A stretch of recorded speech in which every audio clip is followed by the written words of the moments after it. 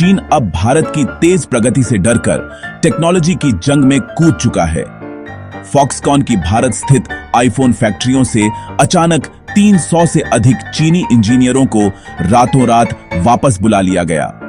ये वही इंजीनियर थे जो आईफोन 17 की एडवांस असेंबली टेक्नोलॉजी को भारत में संभाल रहे थे। यह फैसला सीधे चीनी सरकारी दबाव में हुआ ताकि भारत को मैन्युफैक्चरिंग रेस में पीछे धकेला जा सके। यह कोई सामान्य ट्रांसफर नहीं था, बल्कि एक रणनीतिक साजिश थी। भारत की मैन्युफैक्चरिंग ताकत पर सीधा प्रहार करने की कोशिश थी।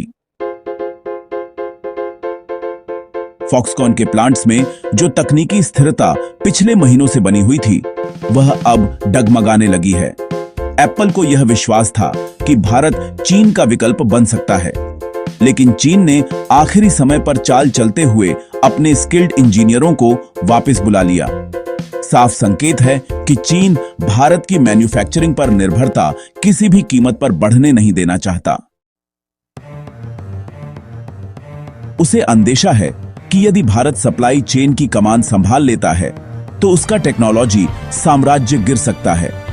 फॉक्सकॉन की तमिलनाडु और तेलंगाना यूनिट्स इस वक्त हाई अलर्ट पर हैं।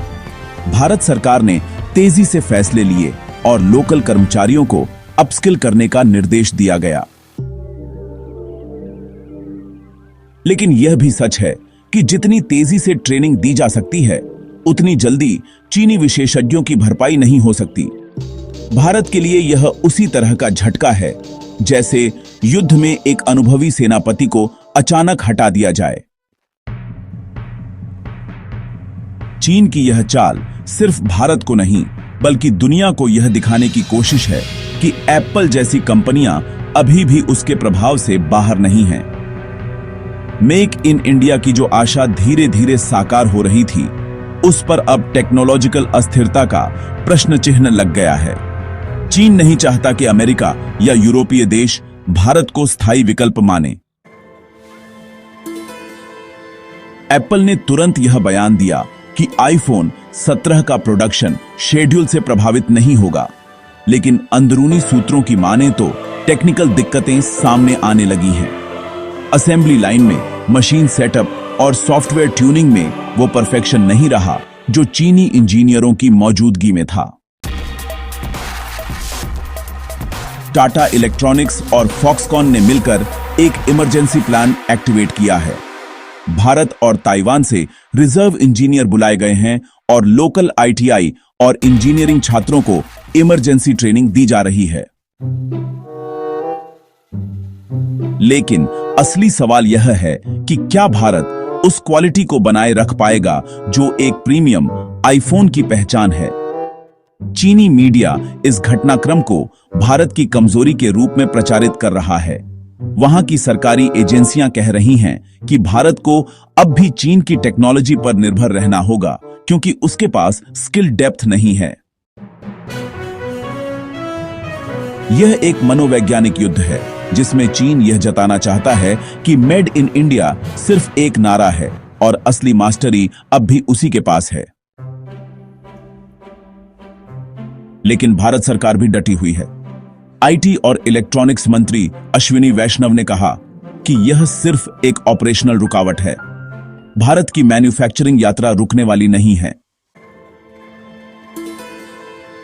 उन्होंने लोकल स्किल डेवलपमेंट और टेक्नोलॉजी अपग्रेड के लिए नए फंड्स का ऐलान किया है ताकि फॉक्सकॉन के भारतीय ऑपरेशंस को मजबूती दी जा सके।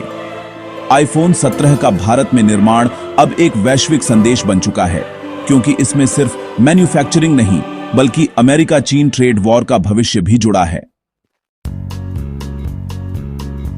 अमेरिका चाहता था कि भारत से निर्यात बढ़े ताकि चीन पर उसकी निर्भरता घटे, लेकिन चीन ने यह दिखा दिया कि वह अभी भी खेल को नियंत्रित कर सकता है। भारत से अप्रैल और मई के बीच 4.4 अरब डॉलर के आईफोन एक्सपोर्ट हुए, जो अब तक का रिकॉर्ड है। यह साफ है कि भारत अब एप्पल के लिए विकल्प नहीं, बल्कि एक मजबूत आधार बन चुका था। लेकिन जैसे ही आईफोन 17 के संवेदनशील प्रोडक्शन का समय आया, चीन ने अपनी रणनीति लागू कर दी। कुछ विशेषज्ञों का मानना है कि यह केवल टेक्नोलॉजी का डर नहीं बल्कि एक रणनीतिक जवाब भी है। हाल ही में भारत ने कुछ चीनी ऐप्स पर फिर से बैन लगाया था और डीआरडीओ ने कुछ चीनी डिवाइसेस को सुरक्षा खतरा बताया था। संभव है कि यह फॉक्सकॉन प्रकरण उसी का जवाब हो। फॉक्सकॉन के उच्च अधिकारियों ने भारत सरकार को भरोसा दिया है कि वे दीर्घकालिक रूप से भारत के साथ हैं, लेकिन यह फैसला चीन के दबाव में लिया गया। अब बड़ा सवाल यह है कि अगर फॉक्सकॉन जैसी कंपनियां भी चीन के दबाव में झुक सकती हैं, तो क्या भारत सचमुच एक वैश्विक मैन्युफैक्चरिंग हब बन पाएगा? यह अब सिर्फ उत्पादन की बात नहीं है, यह टेक्नोलॉजी कंट्रोल की जंग है। चीन नहीं चाहता कि कोई भी देश उसकी बराबरी करे। वह हर उस प्रयास को रोकना चाहता है जिससे वह कमजोर पड़ता है, और भारत की मैन्युफैक्चरिंग शक्ति अब उसे सीधा खतरा लग रही है। भारत के पास अब दो ही रास्ते हैं, या तो चीन पर टेक्निकल निर्भरता स्वीकार कर ले और धीमे धीमे बढ़े, या पूरी तरह से आत्मनिर्भर स्किल्स, टेक्नोलॉजी और सप्लाई चेन खड़ी करे। यह समय आत्मनिर्भर भारत की असली परीक्षा है। यह संकट एक बड़ा सबक भी है। सिर्फ उत्पादन से आत्मनिर्भरता नहीं आती, असली शक्ति है एंड टू एंड टेक्नोलॉजी पर पकड़। जब तक भारत अपने सॉफ्टवेयर, हार्डवेयर और स्किल्ड वर्कफोर्स को पूरी तरह स्थानीय नहीं बनाता, तब तक चीन जैसे देश हमेशा चोट पहुंचा सकते हैं। एप्पल जैसी कंपनियों के लिए भी अब यह बड़ा सवाल है कि क्या चीन की छाया से बाहर निकलना वाकई संभव है?